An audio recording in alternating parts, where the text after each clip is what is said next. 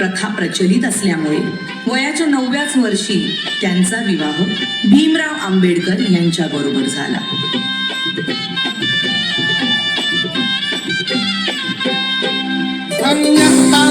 खातिरी पार पाडी कर्तव्य सारी. अगं, हे काय केलंस? एखाद्या वेळेस तू माझी काळजी घेतली नाहीस तरी चालेल, पण या पुस्तकांची काळजी तुला घेतलीच पाहिजे. मला माफ करा. जर तू शिकली असतीस तर तुला या पुस्तकांचं मोल कळलं असतं.